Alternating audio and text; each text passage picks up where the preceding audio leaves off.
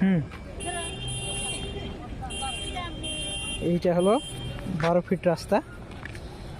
চলে যাচ্ছে, এটা পুরোটাই 12 ফিট রাস্তা। দেখেন যেতে যাইতেই আছে, এই পুরোটাই 12 ফিট রাস্তা। হুম,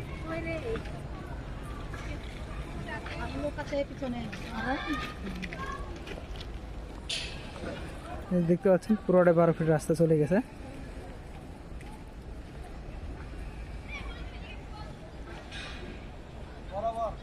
এই যে বরাবর।